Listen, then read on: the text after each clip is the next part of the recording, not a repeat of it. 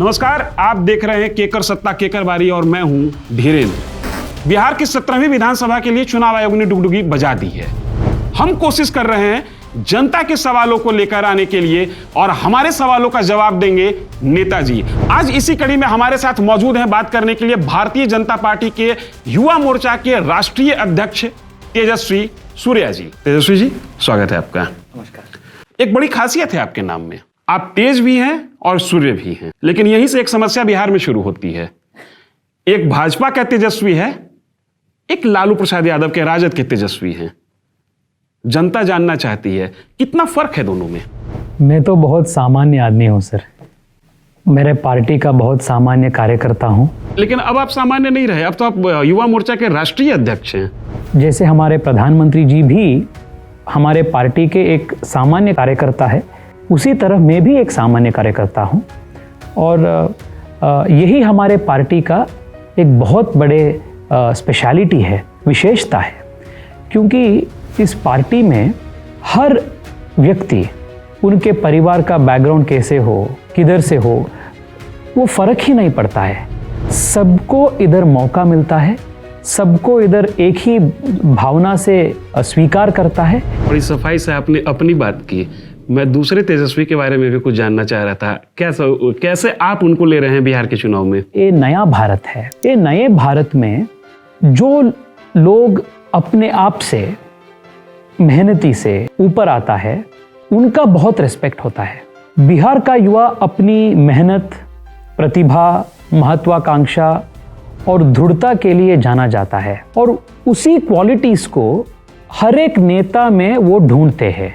नीतीश कुमार जी के लिए, नरेंद्र मोदी जी के साथ, इस कारण के लिए बिहार के युवा ने साथ दिया है। आप नए भारतीय जनता पार्टी युवा मोर्चा के राष्ट्रीय अध्यक्ष हुए। पहला दौरा आपका बिहार का है और बिहार में चुनाव है। चुनाव बहुत टफ होता है और बिहार में चुनाव तो बिल्कुल थोड़ा ज़्यादा ही टफ माना जाता है। कितनी बड़ी चुनौती है आपके लिए या बहुत बड़ा अवसर है आपके लिए?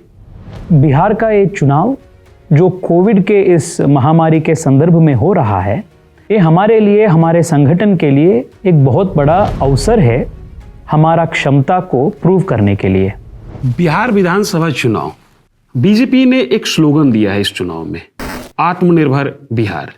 वैसे ये स्लोगन तो प्रधानमंत्री ने पूरे देश के लिए दिया कोरोना काल में। As a youth wing leader, आपको कितना जस्टिफाइड ये स्लोगन लगता है और इस स्लोगन को आप लोगों तक पहुंचाने के लिए क्या कुछ स्ट्रेटजी है आपकी? ये 21वीं सदी युवाओं का एक आकांक्षा है और इस आकांक्षाओं के बारे में सिर्फ एक राजनीतिक पार्टी बात कर रही है, जो भारतीय जनता पार्टी है। आत्मनिर्भर भारत आज भारत के सामने बहुत बड़ा अवसर है और इस अवसर में बिहार को और बिहार के युवाओं को विशेष योगदान देने का बहुत बड़ा मौका है। भारत सबसे युवा देश है, बिगेस्ट यंग पॉपुलेशन बिहार में है और बिहार के युवा अत्यंत क्षमतावान हैं। उनको सिर्फ अवसर चाहिए। हमारे जो एनडीए के सरकार है, वो ये अवसर प्राप्त करने का ही काम किया है। आज विश्व स्तर में आप देखें तो चीना के ऊपर कोई राष्ट्र भरोसा नहीं करता है। ग्लोबल सप्लाई चेन में बहुत बड़े पात्र, बहुत बड़े रोल भारत का हो सकता है और भारत का उज्जवल भविष्य होने में बिहार का बहुत बड़ा योगदान होगा। If Bihar succeeds, India will succeed. If Bihar fails, India will fail. Which is why this election is very important not only for Bihar but for the whole of India. Tejashwi ji, आपने अपनी लाखों की प्रैक्टिस छोड़ दी राजनीति में आने के लिए। शायद जन सेवा, राष्ट्र सेवा आपका उद्देश्य रहा होगा। बिहार के युवा कुछ हजार के लिए प्रदेश छोड़ देते हैं, किसको जिम्मेदार मानते हैं आप? सर, 1961 से 2005 तक बिहार को एक अच्छी सरकार नहीं मिला है। जो इतने साल बिहार को गवर्न किया था, बिहार पे राज किया था, पूरी उनका जिम्मेदारी है। More than 30 years Bihar was misruled. So we have to hold those politicians who created jungle raj in Bihar, who created scams after scams and looted public money, उसको जिम्मेदारी करना है। जहां आप इशारा कर रहे हैं वहीं का नेता कल प्रेस कॉन्फ्रेंस में ऐलान किया कि मेरी सरकार अगर बनती है तो मैं अपने पहले दस्तखत से by his first signature 10 lakh अस्थाई नौकरी वो बिहार में क्रिएट करेंगे।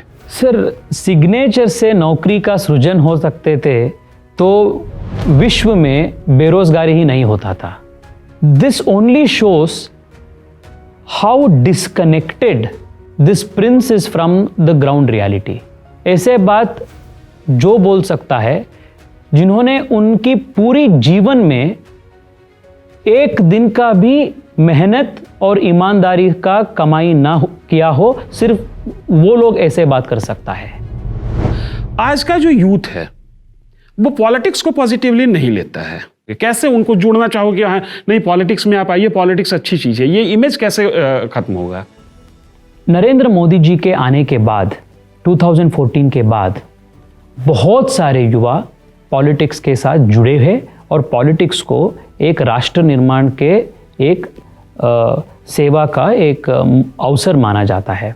नरेंद्र मोदी जी और भारतीय जनता पार्टी ये मानता है कि आज का युवा आज का ही नेता है, इसलिए भारतीय जनता पार्टी में युवाओं का नेतृत्व करने के लिए बहुत सारे अवसर देते हैं। यही मौका और अवसर का परिणाम है तेजस्वी सूर्या। सर, मैं जो हूं आज वो सिर्फ भारतीय जनता पार्टी के संगठन के आशीर्वाद से ही हूं और यही भारतीय जनता पार्टी का विशेषता है।